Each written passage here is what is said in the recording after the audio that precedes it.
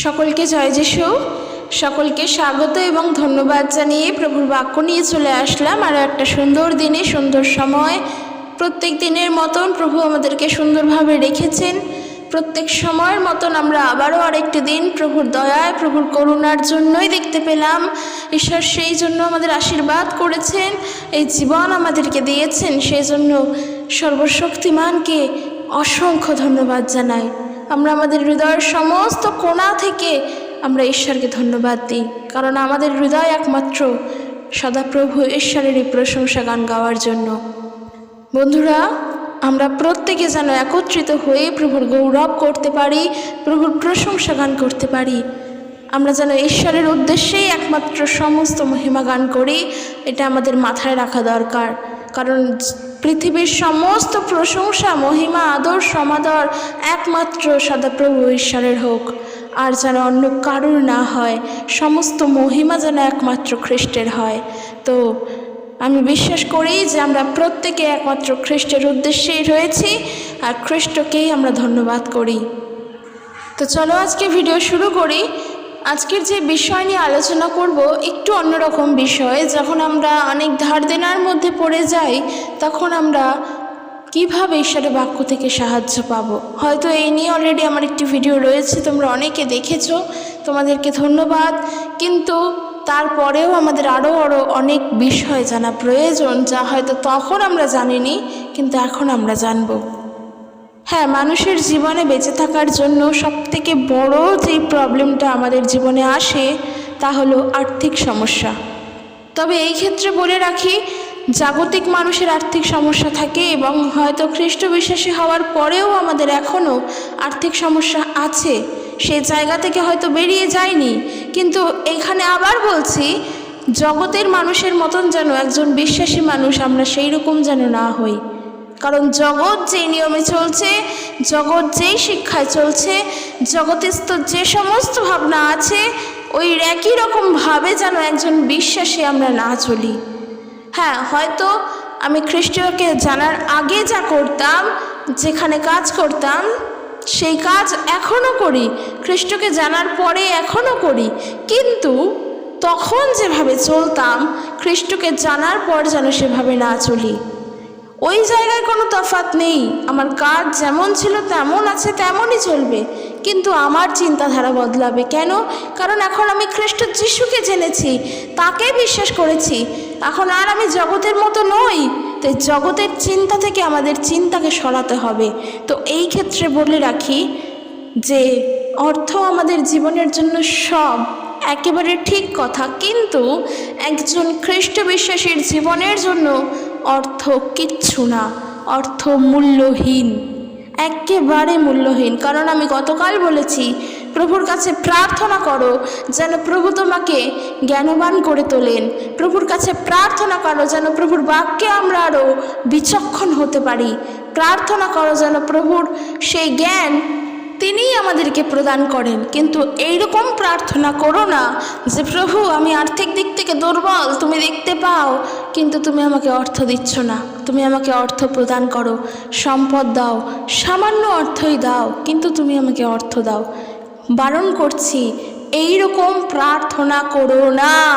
কারণ ঈশ্বর, তিনি আমাদের থেকে এরকম প্রার্থনা শুনতে চান না। তিনি আমাদেরকে খ্রিস্ট যিশুতে আত্মিকভাবে বৃদ্ধি পেতে বলেছেন। কারণ একসময় আমরা আত্মাতে মৃত ছিলাম, আমরা ঈশ্বরের থেকে অবিচ্ছিন্ন ছিলাম, আলাদা ছিলাম, বিচ্ছিন্ন ছিলাম, ভিন্ন ছিলাম। কিন্তু এখন আমরা খ্রিস্ট যিশুকে জেনে ঈশ্বরের সঙ্গে যুক্ত হয়েছি। তাই আমরা যেন জগতের মানুষের মতো চাহিদা না রাখি। কারণ এই জগতের মানুষ চায় তার অর্থের প্রাচুর্যতা, কিন্তু খ্রিস্ট বিশ্বাসী হয়ে কখনো এইরকম প্রার্থনা আমরা করব না। কিন্তু প্রশ্ন হলো, আজকের আমরা আগেও যেমন ধার দেনাতে ছিলাম খ্রিস্টকে জানার আগে, খ্রিস্টকে জানার পরেও তো সেই রকমই ধার দেনার মধ্যে রয়েছি। উদ্ধার পাচ্ছি কোথায়? এই অর্থ কোথা থেকে আসবে? তখন বলবো, একটাই কর্তব্য, প্রার্থনা করো। সমস্ত কথা প্রভুকে জানাও। যখনও খ্রিস্টকে জানোনি, তখন তুমি এটা জানতে না এই অর্থের সমস্যার জন্য তুমি কার কাছে বলবে, কার কাছে গিয়ে সমস্ত মনের কথা জানাবে? কারণ আমাদের যে সমস্ত পার্থিব বন্ধুরা থাকেন, সবাই যে আমাদের কথা শুনতে রাজি হয়, সবাই যে আমাদের কষ্টের কথা শুনতে চায়, সব বন্ধুই যে আমাদের সাথ দেন, তা কিন্তু নয়। কিন্তু একটা জিনিস জানবে, ঈশ্বর তিনি আমাদের বন্ধু, প্রভু যীশু খ্রিস্ট তিনি আমাদের বন্ধু। আমরা তার কাছে আমাদের সব রকমের কথা, সব কথা বলতে পারি। কান্নার সময় প্রচণ্ড কান্না পাচ্ছে, প্রভুর কাছে বসে কাঁদো। খুবই আনন্দ হচ্ছে, প্রার্থনা করে আনন্দ ঈশ্বরের কাছে বলো, যা হবে প্রভুর কাছে। কিন্তু ওই যে বললাম, যখন প্রভু যীশুকে জানোনি, তুমি জানতে না এই আর্থিক সমস্যার কথা, দুশ্চিন্তার কথা কাকে বলবে। আজকের যখন খ্রিস্টকে জেনেছো, একটা কথাই বলবো, প্রার্থনা করো। আর্থিকভাবে দেনায় জড়িয়ে রয়েছ, শুধুমাত্র প্রার্থনা করো। আজকের আমরা দেখব বাক্য থেকে গীত সংগীতা তার 37 গীত 21 পদ। দেখো এখানে কি বলছে। এখানে বলছে ঈশ্বরের বাক্যে, একজন দুষ্ট লোক খুব তাড়াতাড়ি টাকা ধার করে, কিন্তু কখনো সেটা ফেরত দেয় না, কিন্তু ভালো লোক মুক্ত হাতে অপরকে দেয়। আমরা ঈশ্বরের সন্তান। কার? ঈশ্বরের সন্তান। বাক্য বলছে ঈশ্বরের স্বভাব গুণ যেন আমাদের মধ্যেও থাকে। একজন দুষ্ট প্রকৃতির লোক, সে মানুষকে টাকা ধার দেয়, কিন্তু সে ওই টাকা শোধ করার জন্য কোনো ধারণা তার মধ্যে থাকে না। সে দুষ্ট প্রকৃতির, তার মন্দ স্বভাব, তার খারাপ স্বভাব, সে মন্দ পথে চলে, সে মন্দ থেকে মন্দতর, সে পাপময় জীবনে চলছে। সে প্রভুকে জানে না বলেও তার জীবনে, সে পাপময় জীবনে কাটাচ্ছে, আর তার চিন্তাধারা, তার কাজকর্ম মন্দ, আর সে একে অপরের সঙ্গে মন্দভাবেই ব্যবহার করছে। সেই জন্য সে যদি কারোর থেকে টাকা ধার করে, তার মাথায় এটা থাকে না যে টাকাটা তাকে দিতে হবে। তো একে মন্দ ছাড়া আর আমরা কি বলবো? এরকম বহু মানুষ আমরা আমাদের আশেপাশে দেখে থাকি। হয়তো অনেক মানুষ আছে যারা আমাদের থেকেই টাকা ধার করেছে, আমরা তাদেরকে দিয়েওছি, কারণ সে হয়তো সাহায্য চাওয়ার জন্যই এসেছে। কিন্তু প্রভু যীশুর শিক্ষায় যেমন বলছে, কেউ যদি ধার চাইতে আসে তাকে ফিরিয়ে দিও না, যদি তোমার কাছে তা থাকে তা তবে অবশ্যই তাকে দাও। প্রভু যীশু এমন বলছেন। তাই আমরা জানি হয়তো সেই ব্যক্তি তখন তার জীবনের কষ্ট নিয়ে সে এসেছে, আমার থেকে চেয়েছে, আর আমি তাকে দিয়েছি। কিন্তু ওই ব্যক্তি যে মন্দ প্রকৃতির, সেই সময়ের জন্য তো আমরা বুঝিনি, আর সে আমার থেকে টাকা ধার নেওয়ার পর আর আমাকে ফেরত দেয় না, চিন্তাই করে না সেই কথা। সেই ব্যক্তি মন্দ প্রকৃতির। কিন্তু আমরা ঈশ্বরের সন্তান, আমাদের প্রকৃতি কোনো সময়ের জন্যই মন্দ হবে না। যদি তাই হয়, তাহলে আমরা প্রভু যীশুকে জানিনি, সত্যভাবে খ্রিস্টকে জানিনি। তাই আমরা যখন কারোর থেকে ধার নেব, অবশ্যই বন্ধুরা আমাদের মাথায় প্রথমে সেই ধার শোধ করার চিন্তাই রাখতে হবে। কিন্তু আমি জানি আমার প্রত্যেক বিশ্বাসী ভাই বোনেরা, তোমরা প্রত্যেকে ঈশ্বরের বাক্য শোনো, প্রভুর পথে চলছো, প্রভুর বাক্যকে ধ্যান করো, তাই তোমাদের চিন্তা ভাবনা এরকম হতেই পারে না। কিন্তু যারা যারা ধার দেনার মধ্যে রয়েছ, তাদের চিন্তাটা অন্য, যে তোমরা কি করে টাকা বা অর্থ শোধ করবে। হ্যাঁ, একজন ঈশ্বরের সন্তান হয়ে এই চিন্তা সর্বপ্রথম রাখা দরকার। আমি যখন কারোর থেকে কিছু নেব, অবশ্যই তাকে আমি শোধ করার চেষ্টা করব। তাতে যদি আমার পরিবার বা আমার সংসার নুন খেয়েও বেঁচে থাকে, তাহলেও আমি লোকের টাকা ধার নেওয়ার পর তা শোধ করার জন্যই উদ্গ্রীব থাকব। আর সেই কারণে বলছি, প্রার্থনা করো যে প্রভু, এই অর্থ আমি কোথা থেকে জোগাড় করব আমি জানি না, কিন্তু এই অর্থ সঠিকভাবে তুমি জোগাড় করে দিও। প্রভুর কাছে এই বলে প্রার্থনা করো না যে প্রভু তুমি আমাকে অনেক অনেক অর্থ দাও যেন আমি লোন শোধ করতে পারি।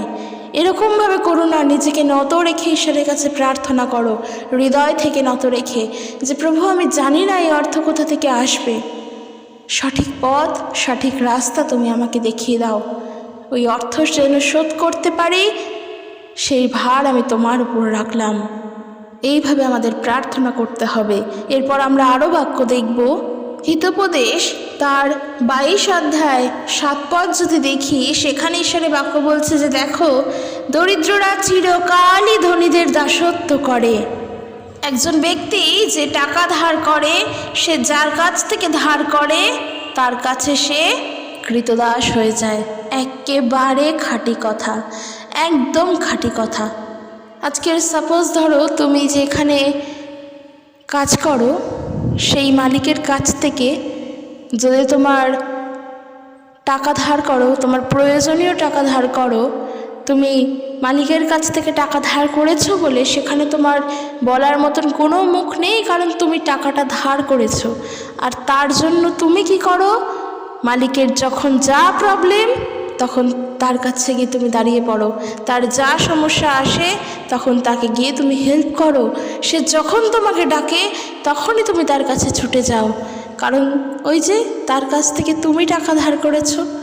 কবে শোধ করতে পারবে কি না পারবে সেটা তুমি সঠিক করে জানো না, কেননা তোমার তো অর্থ সামর্থ্য কম, কিন্তু তুমি তোমার প্রয়োজনের জন্য টাকা ধার করেছো মালিকের থেকে, আর সেই জন্য তুমি সেই মালিকের দাসত্ব করে চলেছো।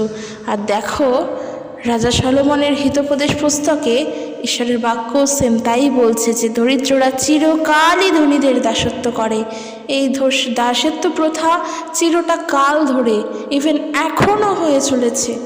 সমাজ এত উন্নত হয়ে যাবার পরেও এই দাসত্ব প্রথা এখনও হয়ে চলেছে। কিন্তু এখন যদি প্রশ্ন করো তাহলে কি গরিবরা না খেয়েই মরবে? ঈশ্বর কি গরিবদের দিকে ফিরেও তাকাবে না? দেখো হিতোপদেশ পুস্তক তার 22 অধ্যায় 23 পদেই বলছে, প্রভু গরিবদের পক্ষে রয়েছেন, প্রভু তাদের সমর্থন করেন, সুতরাং কেউ গরিবদের কিছু নিলে প্রভু আবার তা ছিনিয়ে নেন। মাথায় রাখা দরকার ঈশ্বর সদাপ্রভু তিনি যে কতটা মঙ্গলময়, তিনি যে কত ধন্য, তার ব্যাখ্যা যদি আমরা বাক্য না পড়ি, প্রভুর বাক্য না জানি, কোনোদিনই পাবো না যে ঈশ্বর কতটা মঙ্গলময়। মানুষ বলে না গরিবদের কাছে ঈশ্বর নেই, ঈশ্বর বড় লোকদের জন্য, যার আছে সে আরও পায়, আর যার নেই তার কিছুই থাকে না। কিন্তু একটা জিনিস জানবে, একজন দরিদ্র যা শান্তিতে বাস করে, একজন ধনী ব্যক্তির কাছে সেই শান্তি নেই।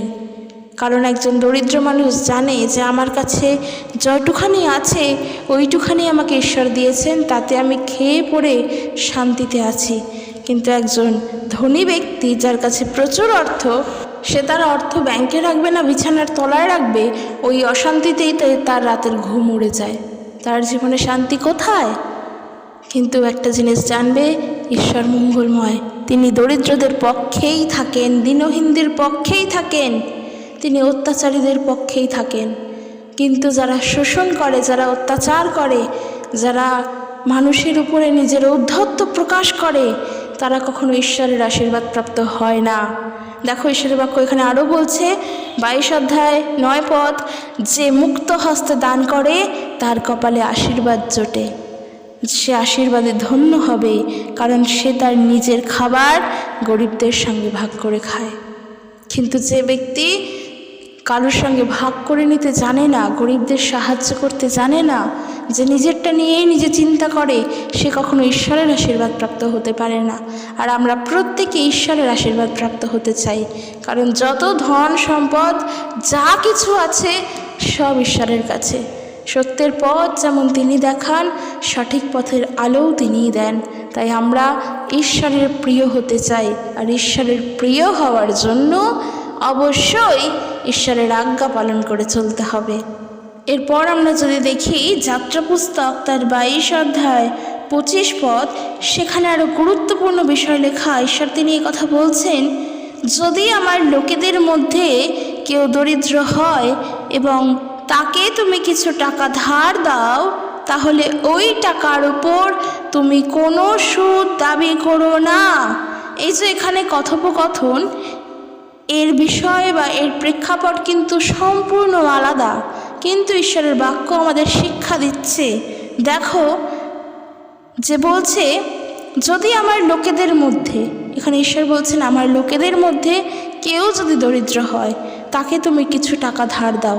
এখানে তুমি মানে কিন্তু ঈশ্বর মসিকে বলছেন, আর আমাদেরও জানা প্রয়োজন। বলছে কি, যখন কেউ তোমার কাছ থেকে কিছু টাকা চাইছে, তাকে তুমি ধার দিচ্ছ, তখন তার উপর তুমি কোনো সুদ দাবি করো না, অথবা তাকে সুদ দিতে বাধ্য করো না। সুদ দিয়ে যে টাকা দেয় তার মতো ব্যবহার করো না। আবারও বলছি, ঈশ্বরের বাক্য আমাদের জীবনের প্রত্যেকটা মুহূর্তে কাজে লাগে। তার বাক্য আমাদের জীবনের প্রত্যেকটা মুহূর্তকে শিখিয়ে দেয়। ঈশ্বরের বাক্য, পবিত্র বাইবেল সত্যি আমাদের জীবনের পথ দেখানোর একটি কম্পাস বা ম্যাপ, যে পথ দিয়ে আমরা হাঁটতে পারি। দেখো এখানে ঈশ্বর তিনি কত প্রেমময়, কত মঙ্গলময়। তিনি বলছেন আমরা যদি দেখি, যখন আমরা কাউকে টাকা ধার দেব, অর্থাৎ সে যখন বিপদে পড়ে এসে কিংবা যেভাবেই হোক, যেই কারণের জন্যই হোক, সে যখন এসে আমার কাছ থেকে টাকা ধার চাইছে, প্রথমত তো প্রভু যীশু তিনি শিক্ষা অলরেডি দিয়েই দিচ্ছেন, যখন কেউ যদি তোমাদের কাছ থেকে কিছু ধার চায় তবে তাকে ফিরিয়ে দিও না, অর্থাৎ তাকে তুমি দাও। অর্থাৎ খ্রিস্টের শিক্ষায় যখন চলছি, নিজেকে খ্রিস্টান বলে যখন দাবি করি, এই শিক্ষা তো আমাদের মধ্যে রাখতেই লাগবে। কারণ এখনকার যুগের মানুষ টাকা পয়সা নিয়ে বড্ড সচেতন। কেউ কারণ নিজের থেকে একটা টাকাও মানুষকে দিয়ে সাহায্য করে না, বড্ড স্বার্থপর এবং বড্ড সচেতন।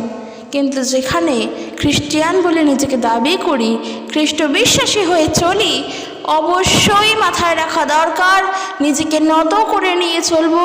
আমরা খ্রিস্টের পথে চলছি, খ্রিস্টের অনুসারী হয়ে চলছি, খ্রিস্টের শিক্ষা আমাকে থাকতেই হবে, খ্রিস্টের শিক্ষা আমার মধ্যে থাকতেই হবে।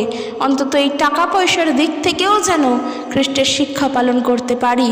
আর সদাপ্রভু তিনি বলছেন, যখন কেউ তোমার কাছ থেকে ধার চাইছে তখন তাকে তুমি ধার দাও, কিন্তু তার উপরে সুদ আরোপ করো না। আর সুদ আরোপ করা মানে কি আমরা সবাই জানি। যেই টাকা আমি 100 টাকা ধার নিলাম, ওই 100 টাকা তো দিতেই হবে সুদ, তার সঙ্গে হয়তো আমাকে সুদ দিতে থাকতেই হবে। ওই টাকাটা যদি আমি তোমাকে শোধ করতে নাও পারি, তোমাকে আমি সুদ দিতেই থাকবো। তাহলে ভাবো, একজন দরিদ্র ব্যক্তি যে দুর্বল, যে আর্থিক সমস্যা দুর্বল বলেই তোমার কাছে ধার চাইতে এসেছে, সে কি করে তোমাকে সুদ দেবে? সে পাবেটা কোথায়?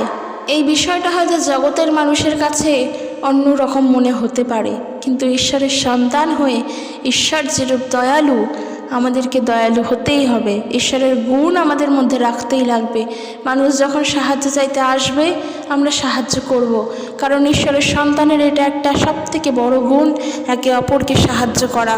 খ্রিস্টিয়ান হিসেবে আমাদের একটা সবথেকে বড় গুণ যদি বলো, একে অপরকে সাহায্য করা, তার দিন দরিদ্রের সময় তার পাশে গিয়ে দাঁড়ানো।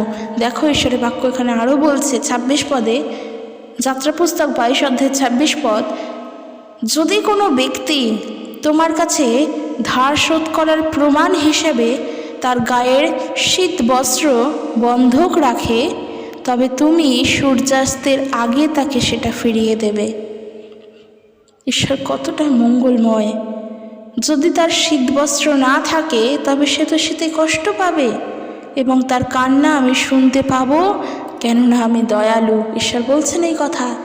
ঈশ্বর প্রত্যেক গরিবের আর্তনাদ শুনতে পান। একজন ধনী ব্যক্তিও যদি সে তার হৃদয় থেকে, তার অন্তর থেকে ঈশ্বরের কাছে কাঁদে, সেই আর্তনাদও প্রভু শুনতে পান। প্রভু আমাদের প্রত্যেকের কষ্ট দেখতে পান। বলছে কি, যখন সেই ব্যক্তি তোমার কাছে টাকা ধার নিয়েছে, আর তার প্রমাণ হিসেবে যদি তার গায়ের কম্বল অর্থাৎ শীতের পোশাক বন্ধক রেখে যায়, যেটা তার প্রমাণ, সে তো রেখে গেল, তার যা ছিল সে সর্বস্ব তোমাকে দিয়ে গেল, তখন তোমার কি করণীয়? সূর্যাস্তের আগে, অর্থাৎ শীতের সময় সূর্য অস্ত যাওয়ার পরে তো ঠান্ডারও বৃদ্ধি পায়, ঠান্ডাকাল তো আমরা জানি।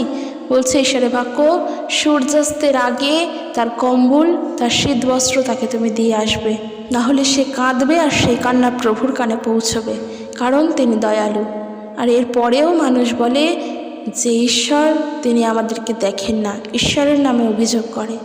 ঈশ্বর যে কত মঙ্গলময়, তিনি যে সত্যিই কত প্রেমময়, তা যদি আমরা প্রভুকে উপলব্ধি করতে না পারি, কোনো দিনের জন্য বুঝবো না। সেই জন্য ঈশ্বরের বাক্যকে পড়ে দেখো যে কতটা খাঁটি। ঈশ্বরের বাক্য মধুর চেয়েও মিষ্টি, সোনার চেয়েও খাঁটি। তাই এখন যদি আমরা প্রার্থনা করি যে প্রভু আমার অর্থ পাবো কোথা থেকে, ওই টাকা আমরা পাবো কোথা থেকে। এই জন্য প্রার্থনা করো যে প্রভু গো, তুমি তো আমাকে জানো, তুমি আমাকে চেনো, তুমি আমার সব কিছু জানো, তুমি আমার পাপকে ক্ষমা করো। আমি যখন অর্থ পাচ্ছি না, আমি জানি সেই অর্থ যোগানদাতা তুমি। বন্ধুরা, আমি বিশ্বাস করো, যখন আমি নিজে কোনো সমস্যায় পড়ি, যখন আমি নিজে কোনো কিছুর সমাধান পাই না, যেখানে আমার খুব খারাপ লাগে কোনো একটা বিষয় নিয়ে, বিশ্বাস করো আমি প্রার্থনা করি, আর প্রার্থনা করে প্রভুর কাছে এটাই বলি যে প্রভু, আমি কিচ্ছু জানিই না এই বিষয়ে, তোমার যা মনে হয় তুমি তোমার সময় মতন তুমি তাই করবে। আর এইটুখানি আমি জানি যে তুমি যেটা করবে সেটা একেবারে বেস্ট হবে, আমার জন্য সঠিক হবে। তাই আমি সেই ভারটা তোমার উপর রাখলাম। বন্ধুরা, বিশ্বাস করো, সত্যি সেই ঘটনা ঘটে। প্রভু যে আছেন, তাকে যে জানা যায়, তাকে যে চেনা যায়, তাকে যে পাওয়া যায়, খ্রিস্ট যিশুকে যে আমরা জানি তিনি যে জীবন্ত, তার প্রমাণ আমরা পাই। আর তার প্রমাণ পাই বলেই তো তার নামে সাক্ষ্য দিই। যখন আমরা প্রার্থনার উত্তর পাই তখনই তো আমরা সাক্ষ্য দিই, অর্থাৎ প্রভু যিশু তিনি আমাদের উত্তর দেন। আর সত্যি বলছি, যখন যেই সমস্যার জন্য প্রভুর ওপর রাখি, প্রভুর হাতে রাখি, প্রভুর ওপরে সেই ভার ছেড়ে দিই, সেই সমস্যার সমাধান ঈশ্বর তার নিজের সময় মতন করেন। তখন তা বুঝিও না, কিন্তু যখন সেই সময় আসে, সত্যি আমরা এই কথাই যে বলি যে ঈশ্বর যা করেন ভালোর জন্যই করেন, তিনি তার সময় মতন কাজ করেন, কারণ সেটা হয়, সঠিক সময় সঠিক কাজ হয়। সেই জন্য বলছি, প্রার্থনা করো, সব সময়ের জন্য প্রার্থনা করো, হাল ছেড়ো না, হাল ছেড়ো না। প্রভুর কাছে বলো যে প্রভু, আমি জানি না তো এটা কি করে হবে, তোমার ওপরে ছেড়েছি। যখন তুমি ভালো বুঝবে তখনই সেটা সঠিকভাবে আমার জীবনের জন্য হবে। আজকের আমার কাছে অর্থ নেই, আমি অর্থ নেই বলে আমি ধার দেনা শোধ করতে পারছি না, কিন্তু আমি আমার পরিবার ছেড়ে পালাবো না, আমি আমার পরিবারকে একা ফেলে রেখে দিয়ে হারিয়ে যাব না, তাদেরকে বিপদের দিনে বিপদের মধ্যে ফেলে রেখে দিয়ে ধার দেনা শোধ করতে পারছি না বলে সেই ভয় পালাবো না। আমি তোমার উপরে নির্ভরশীল, আমি তোমার কাছে প্রার্থনা করি, তোমার কাছে বসে কাঁদি, আমি জানি সঠিক সময় তুমি আমাকে উদ্ধার করবে।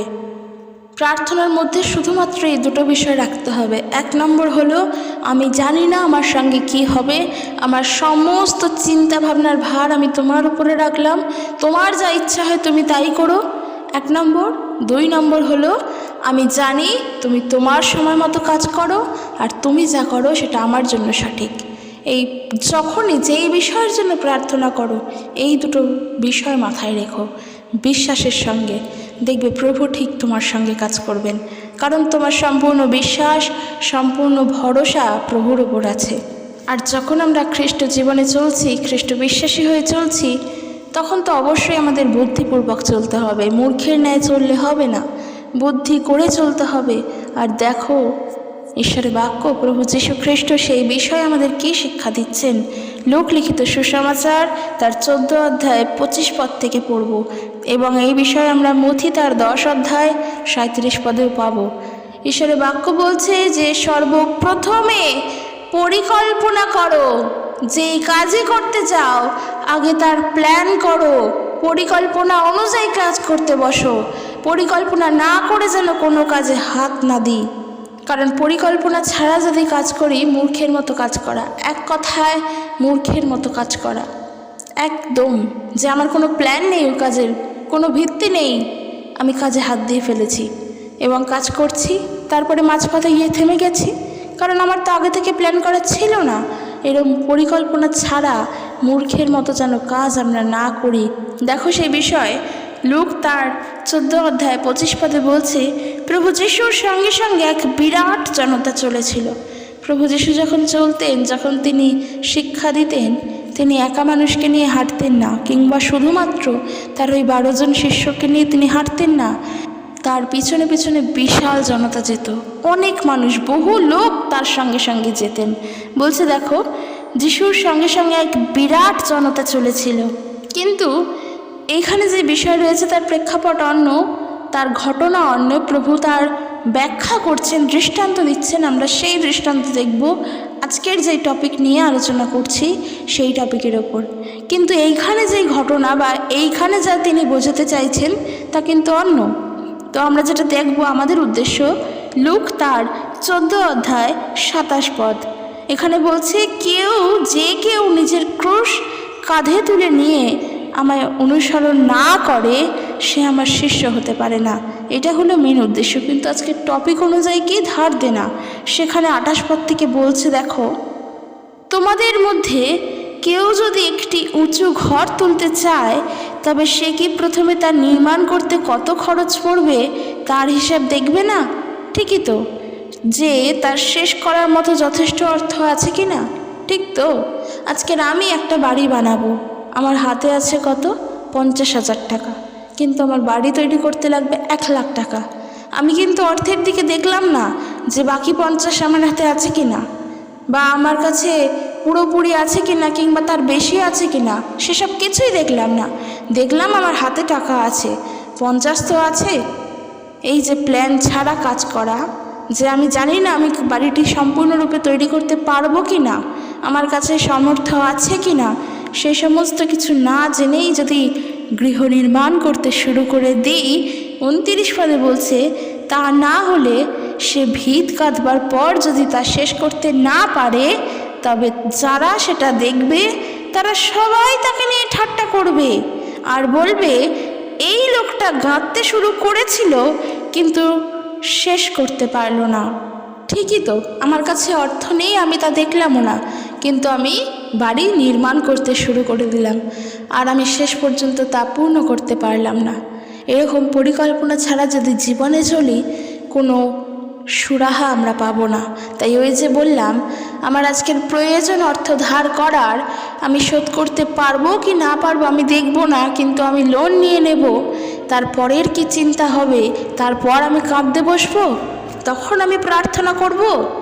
যখন ওই লোন শোধ করার জন্য সামান্য অর্থও পাবো না, আর ব্যাংকের লোক যখন এসে আমার বাড়িতে হানা দেবে, যখন আমার কাছে অর্থ ছিল তখন আমি তা জমাইনি, তা খরচ করে ফেলেছি, কিন্তু যখন মাসের শেষে এসে যারা আমার বাড়িতে এসে হানা দেবে তখন আমি প্রভুর কাছে কাঁদতে বসবো, সেটা কি কখনো ঠিক? কোনো সময়ের জন্য ঠিক নয়। তাই জন্য পরিকল্পনা অনুযায়ী চলো। ঈশ্বরের বাক্য বলছে, সাধু পৌল তিনি বলছেন যে ঈশ্বর আমাকে যতটুকুনি দিয়েছেন আমি সেটাতেই সন্তুষ্ট। হ্যাঁ বন্ধুরা, আমাদের প্রত্যেকেরও তাই থাকা উচিত। ঈশ্বর আমার জীবনের জন্য, আমার জন্য যেটুকা দিয়েছেন সেইটুখানি নিয়েই যেন জীবনে বাঁচতে পারি, অতিরিক্ত দরকার নেই। এখন যদি বলি যে ধার দেনা শোধের জন্য, সর্বপ্রথম বলবো আমরা যখন ধার নিচ্ছি, ধার করছি, তখন মাথায় রাখা দরকার আমি সেটা শোধ করতে পারবো কি না, তারপর আমার ধার করা উচিত। কিন্তু ধার করে যদি আর শোধ করতে না পারি, তখন মানুষ আমাদেরকে নিয়ে বিদ্রূপ করবে, ঠাট্টা করবে, ব্যঙ্গ করবে। এটা করা একেবারের জন্য উচিত নয়। আর একজন ঈশ্বর বিশ্বাসী হয়ে তো এই বিষয়গুলো নিয়ে আমাদের মাথায় রাখতেই হবে যে আমি যেটা করছি সেটা ঠিক কিনা, সেটা একদম পারফেক্ট কিনা, তার জন্য প্রার্থনা করা দরকার। কিভাবে বুঝবো যে সেটা ঠিক না ভুল, তার জন্য প্রার্থনা করো। তাই বন্ধুরা, তোমাদের সবার উদ্দেশ্যে বলছি, আজকের যে বিষয় নিয়ে আলোচনা করলাম, আমি জানি এই বিষয়ের কোনোটাই তোমাদের মধ্যে নেই, কারণ তোমরা কাউকে কোনো কিছু ধার দিলে বা একে অপরকে কোনো টাকা পয়সা অর্থ বা যাই বলো না কেন ধার দিলে তা মনে রাখো না, কারণ এই তো এটাই প্রভু যীশু খ্রিস্টের শিক্ষা। আজকের আমি ওকে 2 টাকা ধার দিয়েছি, যদি আমি মনে রাখি তাহলে আর কী লাভ হবে? আর সেই মনে রাখার ফলে আমি সবার কাছে বলে বেড়াই যে আমি ওকে দিয়েছিলাম বলেই তো আজকের খেতে পারলো। এটা তো খ্রিস্টের শিক্ষা নয়, এটা তো তোমার নিজেকে তখন তুমি উদ্ধত দেখাচ্ছ, তখন তো তুমি নিজেকে প্রকাশ করাচ্ছ, নিজেকে তার কাছে প্রকাশ করে দেখাচ্ছ যে আমি করলাম বলে সেটা সম্ভব হলো। এটা তো খ্রিস্টের শিক্ষা নয়। আমরা চলছি ঈশ্বরের সন্তান হয়ে খ্রিস্টের শিক্ষায়। খ্রিস্টের শিক্ষা মাথায় রাখা দরকার। এই যে ভিত গেঁথে তোলার আগে আমাকে দেখতে হবে আমার অর্থ ঠিক আছে কিনা। আমি যদি দেখি আমার অর্থ ঠিক নয়, তাহলে আমি সেই কাজে হাত দেব না। কিন্তু তার জন্য আমার ধার দেনা লোন করার দরকারও নেই। প্রার্থনা করো, সব থেকে ভালো হয় যেন আমরা কারোর থেকে ধার না করি, কারণ সেই লোন শোধ করার জন্য মানুষকে বিভিন্ন পথ নিতে হয়। সে বিভিন্ন পথে যায়। একজন খ্রিস্ট বিশ্বাসী হয়ে ঈশ্বরের সন্তান হয়ে সে লোন শোধ করার জন্য হয়তো এমন এমন জায়গায় এমন এমন মানুষের কাছে গিয়ে চায় যেন সে সময় মতো লোন শোধ করতে পারে, এমন এমন মানুষের কাছে গিয়ে আবার ধার করে, হয়তো যাদের কাছে তার যাওয়া উচিতই নয়। অর্থাৎ সে খ্রিস্টের, তার মধ্যে কিছু তো স্পেশাল আছেই, কারণ জগতের কাছে গিয়ে জগতের মানুষের সঙ্গে তো আমরা মিশে গেলে চলবে না। তাই আমি বলবো সবথেকে বুদ্ধিমানের কাজ এটাই হয়, সমস্ত কিছুর জন্য ঈশ্বরের উপরে নির্ভরশীল হও, সমস্ত কাজের জন্য প্রভুর উপরে ভরসা করো। কোনো জায়গায়, কোনো বিষয়ে কোনো ধার দেনা করো না, কোনো লোন নিও না। কেননা মানুষকে অর্থ এমন জিনিস মানুষকে একেবারে নিম্ন পর্যায়ে নিয়ে চলে যায়। মানুষ এই অর্থের জন্য, অনেকে রয়েছে যারা ধার দেনা শোধ করতে পারে না বলে প্রাণঘাতী পর্যন্ত হয়। আমরা জানি অপঘাতে মৃত্যু হলে বা কেউ যদি নিজেকে হত্যা করে সে মহাপাপ করে, কারণ এই দেহের উপর বা এই আত্মার উপর কিংবা এই প্রাণের উপর কোনোটাই আমাদের অধিকার নেই।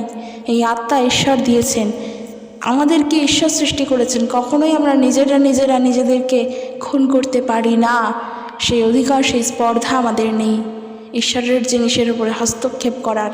তাই আমি বলবো সবথেকে বুদ্ধিমানের কাজ হয় ধার করো না, লোন করো না, দেনা করো না। কষ্ট হয়, প্রার্থনা করো। হয়তো চালাতে পারছো না, চলতে পারছো না, প্রার্থনা করো, ঈশ্বরের উপরে নির্ভরশীল হও, তিনি তো যোগান দেবেন, কারণ যোগানদাতা ঈশ্বর তো তিনি। আর ওই যে বললাম, আজকের অর্থ নেই বলে প্রার্থনা করো না, বরং প্রভুর কাছে এইভাবে প্রার্থনা করো যে প্রভু তুমি জানো আমার কোনটা প্রয়োজন, আমি জানি তুমি আমার প্রয়োজন মেটাবে। সম্পূর্ণ বিশ্বাস তোমার উপর আছে আমার। প্রভুর উপরে বিশ্বাস রাখো, তাকে সর্বপ্রথম সর্বস্থানে রাখো, তিনি যেন তোমার জীবনের জন্য সর্বপ্রথম হয়, এটা মাথায় রাখা দরকার। কখনো যেন কোনো রকমভাবে তার উপরে দোষারোপ না করি, অভিযোগ না করি, যে কোনো কারণের জন্য হোক। সেই জায়গায় যদি টাকা পয়সাও আসে তাও যেন না করি, কারণ ঈশ্বরকে কখনো অভিযোগ করা যায় না। তো বন্ধুরা, চলো আজকের ভিডিও এখানে শেষ করি। ভিডিওটি কেমন লাগলো জানি না, অবশ্যই বলো। আর একজন কমেন্ট করেছিলে যে তোমার শরীর অসুস্থ হয়েছিল এবং এখন তোমাকে নিয়ে সেই অসুস্থতার দরুন জগতের যে সমস্ত দেবদেবীরা রয়েছেন তাদের কাছে সেই অসুস্থতার কারণে পুজো দিতে যাওয়া হবে। তুমি বলেছ, যাকে উদ্দেশ্য করে বলছি আশা করি সে বুঝতে পারছো। তবে এই বিষয়টা সবার উদ্দেশ্যেই বলি, আমরা যখনই যেই কারণের জন্যই অসুস্থ হই না কেন, আমরা জানি জগতের কিছু নিয়ম থাকে এবং সেই অনুযায়ী মানুষ চলে, এই বিষয়টা আমরা প্রত্যেকে জানি। কিন্তু একটা জিনিস জানবে, আজকে যখন খ্রিস্টতে চলছি কোনো নিয়ম নেই, আমাদের কাছে কোনো নিয়ম নেই। আমরা প্রার্থনায় চলছি, আমরা বিশ্বাসে চলছি, আমরা খ্রিস্টের উপরে নির্ভরশীল হয়ে উঠছি। তাহলে যখন খ্রিস্টের উপরে নির্ভরশীল হচ্ছি তখন কেন এই দ্বন্দ্বগুলো আমাদের মধ্যে থাকছে যে আজকের জগৎ যদি আমাকে তার পথে টানতে থাকে আমি কেন সেই পথে যাব? আমি তো খ্রিস্ট বিশ্বাসী, কেন আমার মধ্যে এখন এই দ্বন্দ্ব রয়েছে? তাহলে আর আমার নির্ভরতা ঈশ্বরের উপরে কোথায়? আন্টি, আমি তোমার উদ্দেশ্যে বলছি, প্রার্থনা করো। তারা তোমাকে সেই পথে টানছে বলে তুমি কি যাবে? এই নিয়ে তুমি চিন্তা করছো? প্রার্থনা করো। তুমি আমাকে প্রশ্ন করেছো মানে আমি তোমার উপরে কিছু বলছি না, কিন্তু প্রশ্ন করাটা আমার মনে হয় ঠিক হয়নি, কারণ এই উত্তর তুমি নিজেই পেতে, আমাকে না জিজ্ঞেস করলেও তুমি নিজেই পেতে প্রার্থনার মধ্য দিয়ে। তাই আমাদেরকে নিজেদেরকে তৈরি হতে হবে। সব কিছু সবার কাছে জানতে চাইলে হবে না, প্রার্থনার মধ্য দিয়ে ঈশ্বরের কাছে জানতে চাইব যে এটা কীভাবে হবে, কি করব। প্রভু আমাদেরকে সঠিক পথ দেখিয়ে দেবেন। তাই তোমার উদ্দেশ্যে বলছি, প্রার্থনা করো। তুমি জগতের চিন্তায় চলো না, তারা যেদিকে টানতে চাইছে টানুক। ঈশ্বরের কাছে প্রার্থনা করে বলো যে প্রভু আমি জানি না যে তারা আমাকে কি করবে, কিন্তু আমি তোমার উপরে নির্ভরশীল, তোমার উপরে নিজেকে ছাড়লাম, তুমি আমাকে সঠিক পথ দেখাবে। সম্পূর্ণ ভরসা প্রভুর উপর রাখো, ঈশ্বর ঠিক তার সময় মতন দেখিয়ে দেবেন। ঈশ্বরের উপরে ভরসা রাখো। তো চলো আজকের ভিডিও এখানে শেষ করছি, দেখা হবে নেক্সট একটি ভিডিও নিয়ে। ঈশ্বর তার আপন বাক্যে প্রত্যেককে আশীর্বাদ যুক্ত করুক। জয় যিশু, প্রেজ দ্য লর্ড।